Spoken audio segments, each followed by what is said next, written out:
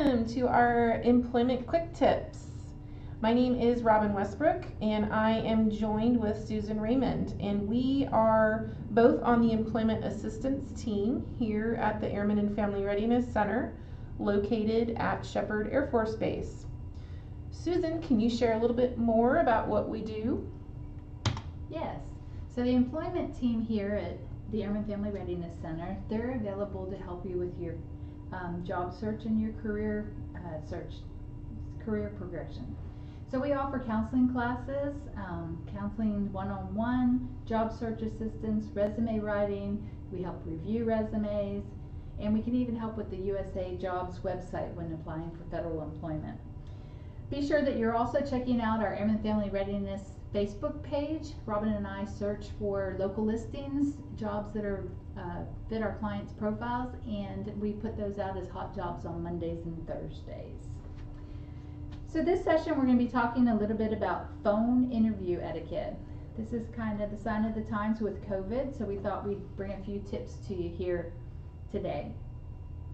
So when you're preparing for a phone interview, the first thing you want to do, just like a regular interview, is be prepared, research the company, study the job announcement, and make sure you're matching as many of the qualifications from the announcement with your resume and what your skills are.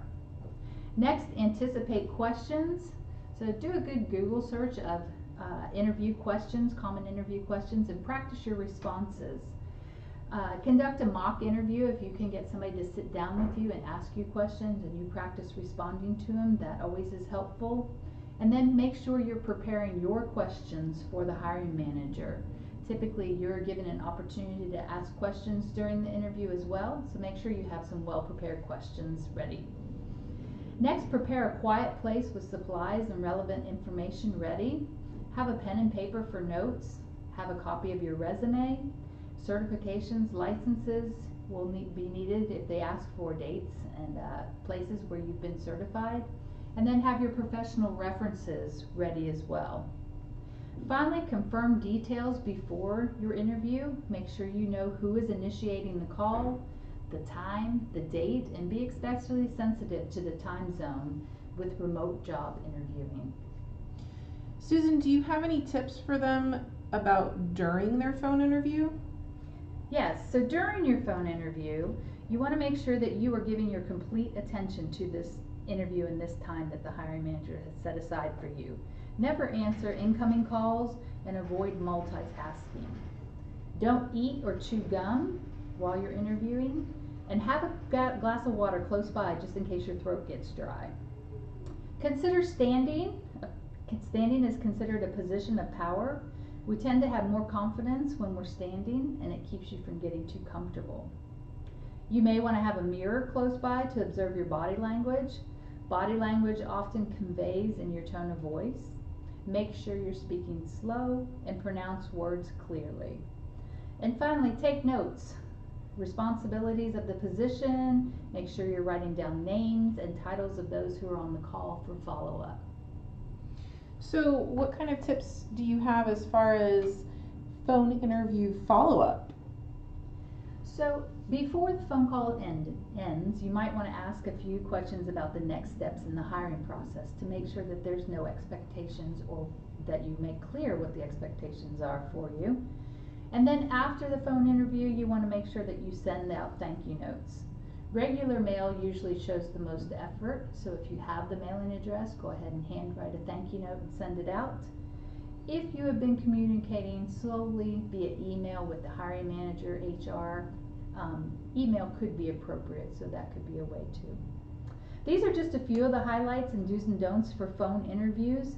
If you need further assistance or you would like additional resources for preparing for phone interviews, don't hesitate to call us here at the Airman Family Readiness Center. Robin, would you like to introduce our upcoming classes? Absolutely. So we have our LinkedIn 1.0 class coming up after the holidays on January 8th. That's going to be from 1 to 3 p.m. And that is where we will help you create a LinkedIn profile and start working on your personal branding. We also have LinkedIn 2.0 on January 21st from 1 to 3 p.m. And that is where we'll go into detail about how to use that LinkedIn profile to network and job search. We have our interviewing Steps to Success class on January 28th from 1 to 2 p.m. And then our resumes entry and re-entry into the workforce on January 21st from 10 to 11 a.m.